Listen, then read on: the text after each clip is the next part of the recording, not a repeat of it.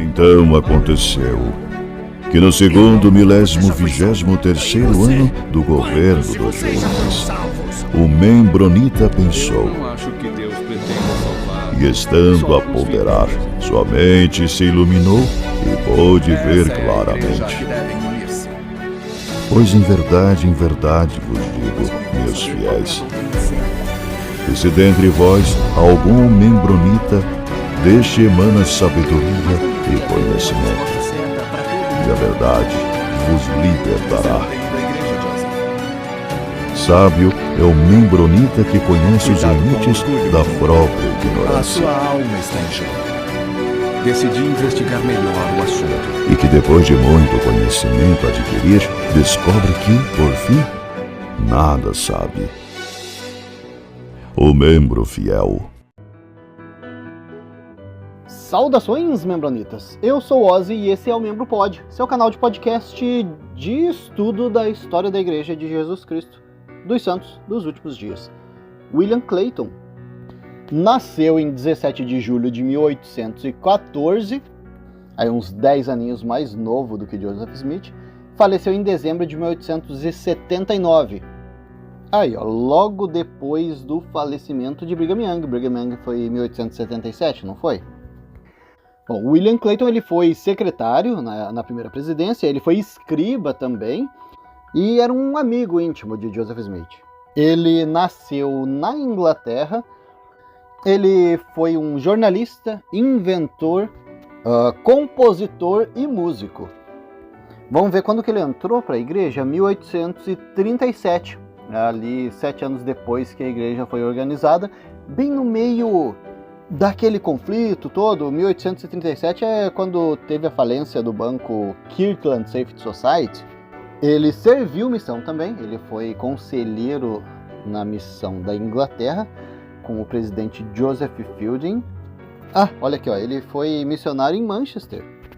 Então, lembrando, né, quando ele entrou para a igreja em 1837, foi na Inglaterra, né? Ele se juntou com um grupo de convertos britânicos e foram para os Estados Unidos. Daí, em 1840, eles foram, esse grupinho da Inglaterra, para os Estados Unidos, chegaram em Nauvoo, Illinois, e foi lá, então, onde ele encontrou e conheceu Joseph Smith e acabou virando secretário e escriba. Ele também fez parte daquele grupo do Conselho dos 50. Ele foi um adepto do casamento plural, né? Ele praticava a poligamia antes da poligamia ser aberta, né, para o público em geral dos Mormons. No total, na vida dele, ele teve 10 esposas e 42 filhos. Bom, 1846, Joseph Smith já tinha falecido, né? Brigham Young estava mandando os membros, né, fazendo a retirada dos membros ali de Nauvoo, que eles estavam sendo expulsos do Illinois, então eles foram para Winter Quarters, lembra? Eles estavam planejando para onde é que a gente vai, antes de decidirem ir para Utah. Então eles pararam ali em Winter Quarters. Ele estava nesse grupo, e enquanto eles estavam aí nessa transição, o William Clayton, escreveu o hino Come, Come Ye Saints, né? Vinde ó Santos. Né? Ele não era compositor? Então, escreveu aí o hino Vinde ó Santos. Era o meu hino preferido na época. O William Clayton fez parte aí do primeiríssimo grupo de pioneiros atravessando o oeste americano. Os diários dele são uma fonte assim fundamental de recursos, né, de informações para os estudos da história da igreja. Então, muito do que tem naquele livro History of the Church foi retirado dos diários do William Clayton, e também 2 seções de Doutrina e Convênios foram retiradas dos diários do William Clayton. Mas olha só, né? A igreja tá mostrando aqui, eu tô na Wikipédia, tá, pessoal? 3 dos cadernos, né, de diário do William Clayton, eles foram guardados nos arquivos secretos da igreja, lá no Church History Department, né, o departamento de história da igreja, que a igreja deixa guardadinho, bem guardadinho, né? Então, o Gerald e Sandra Turner, nosso casalzinho aí de historiadores que pesquisam essa história da igreja, lá em 1982, eles conseguiram acesso a esses diários, essas informações, e publicaram a informação. Né? A gente está em 2024 achando que descobriu a América em relação à história da igreja. 1982, a sujeira já estava saindo debaixo do tapete. Antes, muito antes, né? Essas informações estão sempre pulando, pipocando, né? 1967, não foi? O ano em que acharam os papiros, né? Estudiosos, historiadores estão sempre coletando essas informações, né? A diferença é que agora a internet está disponibilizando esse trabalho realizado por esses historiadores estudiosos aí, pesquisadores. Ó, o que está dizendo aqui na Wikipédia é que o Departamento de História da Igreja anunciou em 2017 que iriam publicar esses diários do William Clayton. Se isso aconteceu, não sei, não está dizendo aqui. Bom, vamos voltar um pouquinho ali na história. Então, o William Clayton, ele nasceu na Inglaterra, como a gente falou, né? Ele era o mais velho de 14 crianças. Aprendeu a tocar violino e piano. Casou com a Ruth em 1836. Aí, em 1837, ele conheceu a igreja. Ele conheceu a igreja através de quem? Heber C. Kimball e Orson Hyde. A gente já falou desses dois carinhas, né? Tem um episódio do Orson Hyde. E o Heber C. Kimball a gente já falou bastante sobre ele em vários episódios. Os pais do William Clayton entraram para a igreja também, os irmãos dele também, e a família da esposa dele entrou para a igreja também. Ele serviu na missão da Inglaterra, como a gente já citou, era o presidente Joseph Fielding. Então, o primeiro conselheiro era o Willard Richards, que era o primão do Brigham Young, né, que estava lá na prisão quando Joseph Smith foi assassinado. E o segundo conselheiro era esse carinha aqui então, né, o William Clayton. Mais pra frente ele serviu como missionário mesmo, daí ele ajudou a abrir a igreja em Manchester. 3 aninhos depois da conversão dele, ele se mudou da Inglaterra para os Estados Unidos, indo lá para o Illinois em Nauvoo. 1840 a gente está falando. Ele serviu como secretário e escriba de Joseph Smith de 1842 até 1844, quando o Joseph falece. O William Clayton acabou virando amigão aí de Joseph Smith. Inclusive, eles tinham uma brincadeirinha interna ali deles. Eles diziam que eram Davi e Jonatas. Jonatas era o filho do rei Saul. Lembra que o rei Davi, lá, ele tinha um amigão, que era esse Jonatas? E a amizade dos caras era assim, tipo, enorme. Então eles brincavam, né, Joseph Smith e William Clayton, dizendo que eles eram Davi e Jonatas. Nesse período que o Clayton estava lá em Nauvoo, ele tocou na bandinha de Nauvoo e também trabalhou como tesoureiro da cidade. Joseph Smith era o prefeito, né? Então ele era o tesoureiro de Nauvoo. Aí, ó, aqui tá dizendo que ele também era o registrador e secretário da cidade de Nauvoo, né, da prefeitura da cidade de Nauvoo. Olha a mistura aí, né, de religião e política. Nosso Cleitinho não teve muita dificuldade para aceitar a poligamia como um princípio religioso. Então ele tinha casado com a Ruth, que era a primeira esposa dele na Inglaterra. Casou com mais 4 esposas na época que ele estava em Nauvoo e depois 5 mais quando ele estava em Utah. Olha só, ele estava de olho na cunhada, a Margaret. Ela era a irmã mais nova da Ruth, que era a primeira esposa dele. Ele foi lá, casou com a Margaret. E olha que história interessantíssima. A Margaret, né, a cunhada, ela estava, vamos dizer assim, designada a casar com um carinha chamado Aaron. Só que o Aaron ele foi mandado para missão. Aí o Cleitinho, ele queria casar com a Margaret. E ele foi lá pedir para Joseph Smith a permissão para anular essa designação aí dela ter que casar com Aaron, para ela poder casar com ele, né, com o Cleitinho. Joseph Smith falou que não, cara, deixa pra lá isso aí. Só que a Margaret foi lá insistir pra Joseph Smith que, cara, tipo, deixa eu casar com o Cleitinho, não quero casar com o Aaron. E ela tinha mais um argumento ainda, né? Pois é, ela estava grávida do Cleitinho. A mãe da Margaret ficou chateadíssima, não gostou dessa história aí, da Margaret, né, casar com o cunhado. Quando a mãe da Margaret soube que a Margaret estava grávida do Cleitinho, cara, ela queria até, né, cometer, não sabemos se a gente pode falar essa palavra aqui, vamos deixar pra lá. E daí Cara, o Joseph Smith soube, né? Poxa, cara tá grávida, cara. Poxa, como é que foi acontecer isso aí e tal? Falou, sabe o que vocês podem fazer? Deixa a Margaret em casa, né? Toda essa gravidez, né? Vamos tentar abafar isso aí pra ver se consegue segurar esse rumor aí.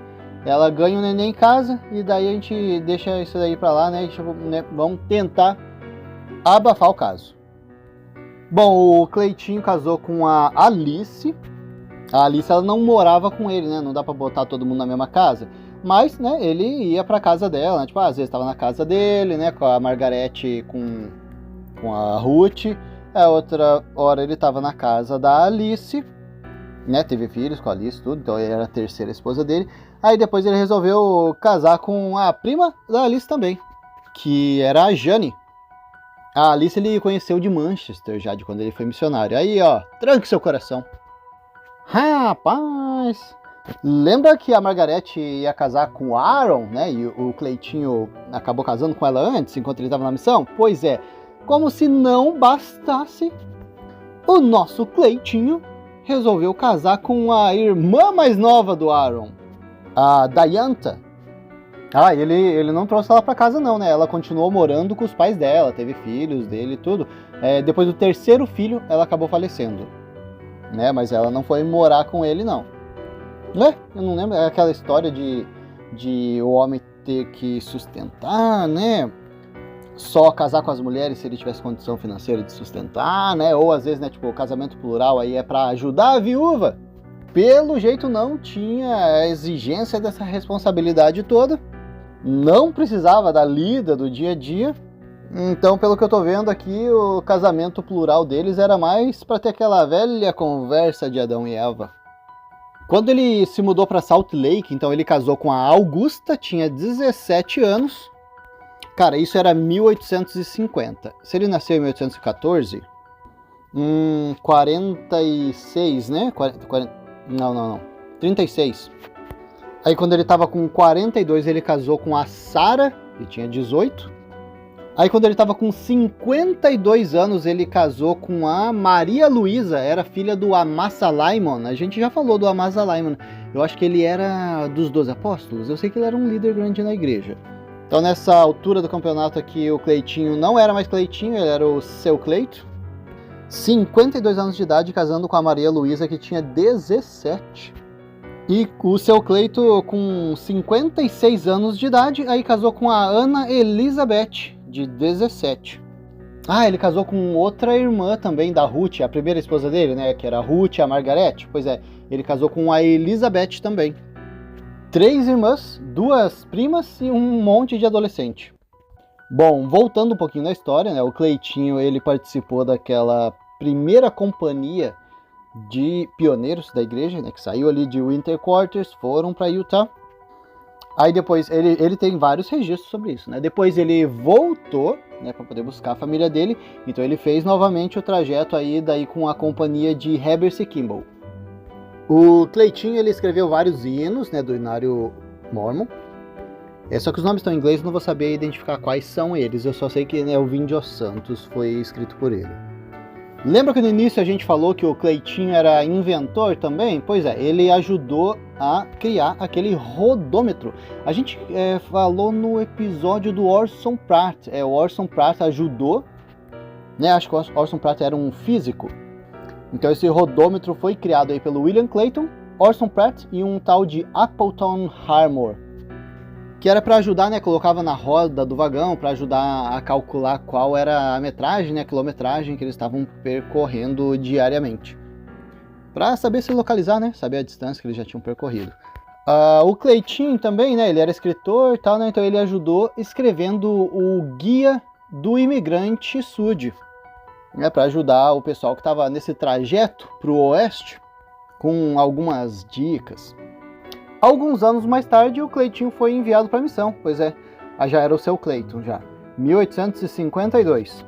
O Seu Cleiton foi chamado para servir uma missão na Inglaterra. Olha, ele foi chamado para Sheffield. Fui lá ano passado, fui lá assistir um show do Def Leppard. Totalmente aleatório. Bom, o William Clayton, ele é conhecido basicamente, né, pelos historiadores mormons, pelos registros que ele deixou, né, informações valiosas sobre a história da igreja na época. O primeiro diário que ele deixou começou lá em 1º de janeiro, resolveu, né, meta de novo ano, 1840, começar meu diário. Ele começou contando sobre as coisas anteriores, né, começou a contar, né, tipo, o que já tinha acontecido na vida dele a partir de 1840, com toda a missão dele em Manchester e tal. Aí uma tosse pra vocês. O William Clayton, ele se inspirou nesse lance aí de escrever diário por causa do Herbert C. Kimball. Pois é, né? Lembra que ele conheceu o Herbert C. Kimball? Pois é, ele viu Herbert C. Kimball estava mantendo registro dos acontecimentos diários e falou, cara, essa ideia é interessante. Ele não manteve, né, por um longo tempo. Ele continuou fazendo o diário dele, vamos ver, até 1842, que daí ele começou a ser o registrador do templo, registrador da prefeitura, registrador de Joseph Smith, né, da igreja, muita coisa para fazer, né? Então ele parou de escrever, mas aí ficou bastante registro, pelo menos de 1840 a 42, bastante coisa aconteceu na igreja, William Clayton registrou.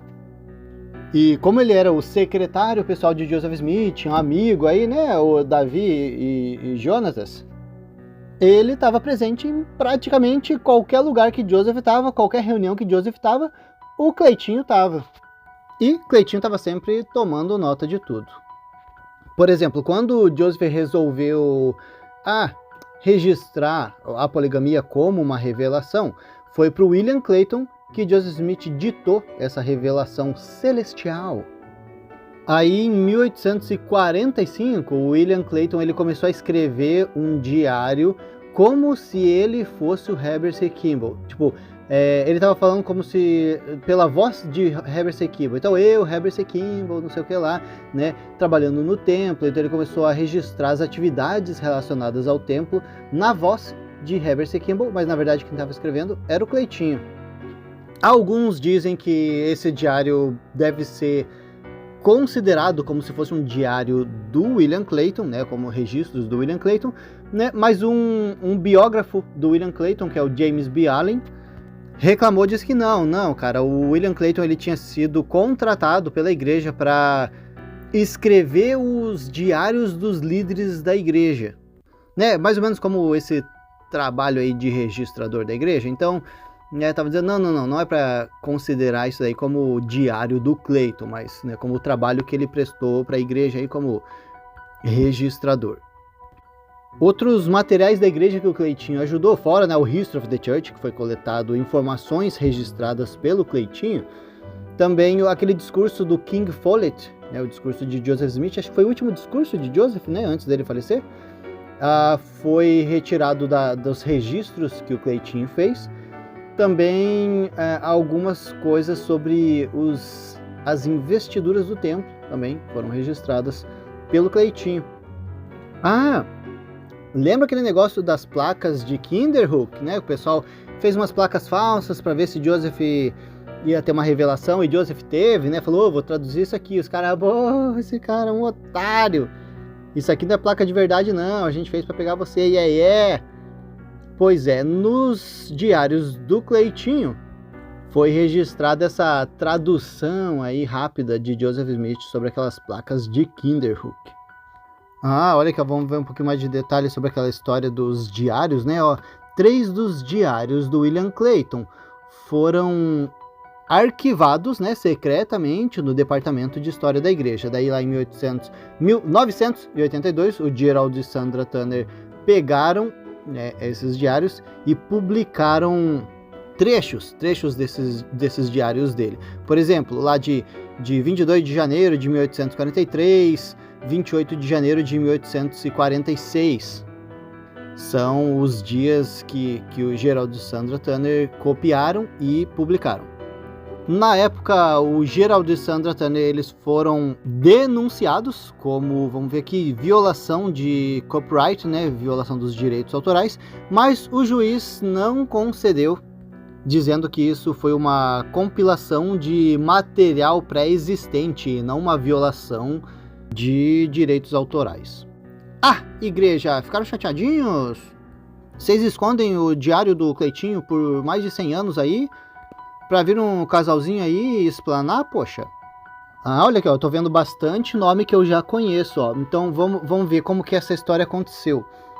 O James B. Allen, que eu já tinha visto, né, como J.B. Allen, ele estava fazendo um trabalho de transcrição de materiais dos arquivos da igreja sob a supervisão de Leonard Arrington. Já tinha visto esse nome do Leonard Arrington também. Aí o James Allen falou que ele fez uma cópia dessas transcrições dele para o Dean Jesse. Dean Jesse também é um nome que eu sempre vejo aí nesses estudos da história da igreja. Esse Dean Jesse é um historiador, professor de história da BYU.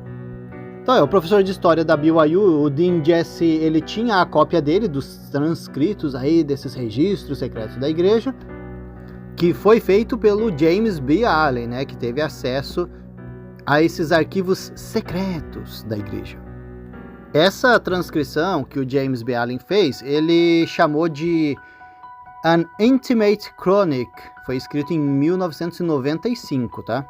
Esse livro consta, né, os diários de vários líderes e membros da igreja lá da época de Nauvoo.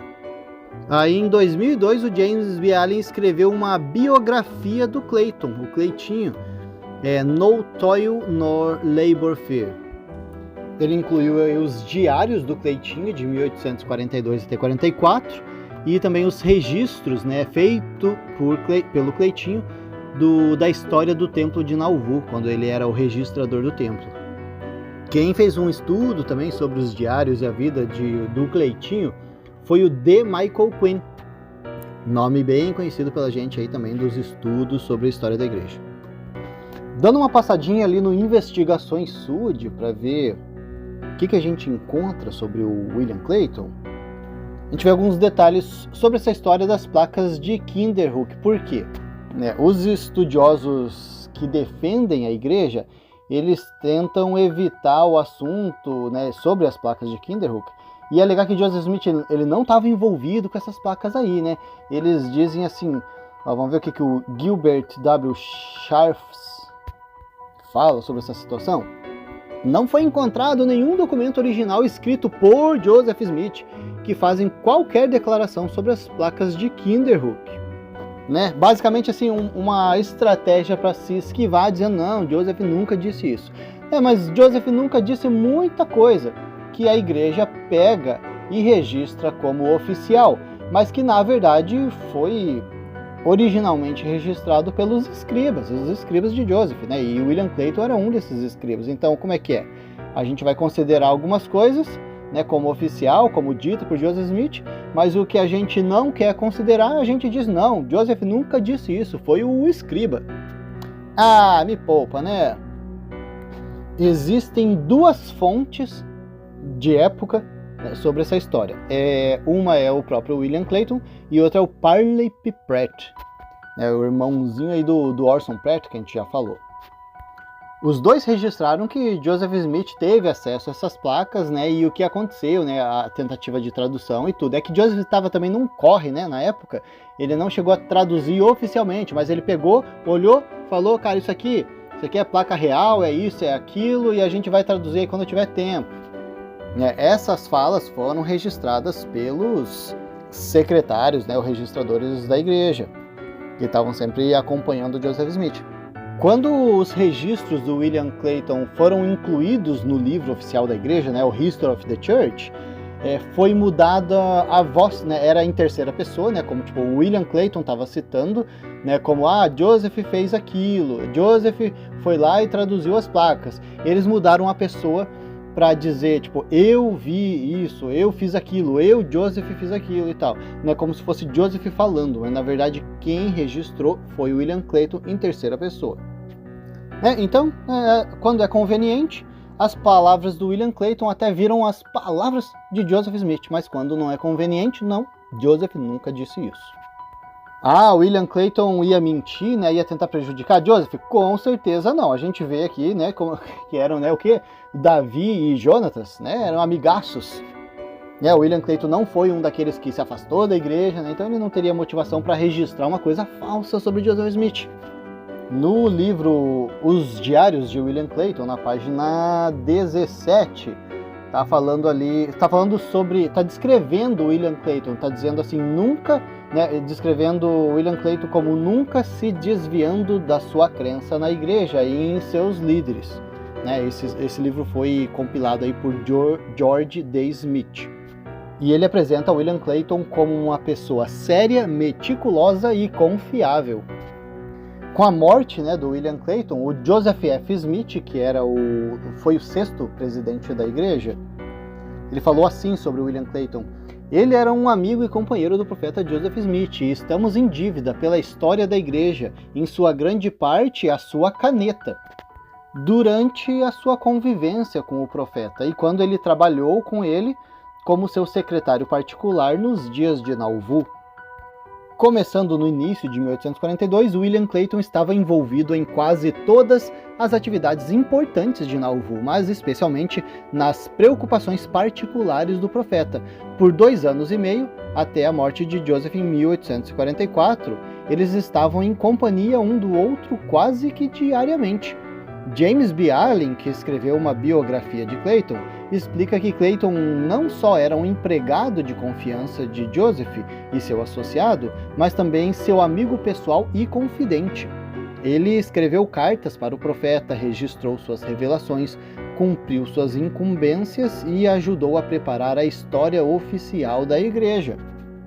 Então, assim, várias pessoas, vários lugares, vários registros da igreja mostram o William Clayton como uma pessoa competente, leal e aí com capacidade de poder mostrar informação. Por quê? Porque ele estava sempre presente e sabia o que estava acontecendo. Por que quando ele registrou as impressões de Joseph Smith sobre as placas de Kinderhook, ele ia estar equivocado ou enganado? Não dá para fazer 2 pesos, 2 medidas aqui não, hein? Vamos ver o que ele registrou sobre as placas de Kinderhook. A gente já viu aí em episódios anteriores, mas ele diz assim: eu vi as 6 placas de bronze que foram encontradas em Adams County. O presidente Joseph traduziu uma parte e disse que elas continham a história da pessoa com as quais elas foram encontradas, Tinham encontrado essas placas com esqueleto, e que ele era um descendente do rei do Egito, através do lombo de Faraó. E ele recebeu seu reinado do governante dos céus e da terra. Aí, registro do Cleitinho sobre o que ele ouviu Joseph Smith falar quando ele teve acesso a essas placas. Diário de William Clayton, 1º de maio de 1843. Vamos ver o que ele escreveu? Eu vi 6 placas de latão cobertas por uma linguagem antiga contendo de 30 a 40 caracteres de cada lado das placas. Presidente J, que estava se referindo a Joseph Smith, traduziu uma porção e disse que contém a história da pessoa com as quais elas foram encontradas e que ela era descendente de Cão através do lombo de Faraó, rei do Egito, e ele recebeu seu reinado do governante dos céus e da terra. Foi assim que estava registrado no diário dele. Bom, é isso. Eu acho que a gente cobriu aí bastante sobre quem foi William Clayton, qual a relação dele com a igreja, Ele basicamente escreveu a história da igreja, estava sempre com Joseph Smith, e a controvérsia aí, o bafafá sobre ele é a questão de ele ter escrito aí as impressões de Joseph Smith sobre as placas de Kinderhook, que eram falsas, que a igreja não quer aceitar que Joseph falou isso, dizendo que não, isso daí foi boato, William Clayton estava escrevendo coisa que não sabia, mas todo o resto eles consideram como certo, conveniente, Bom, a gente vai ficando por aqui com esse episódio. Até a próxima!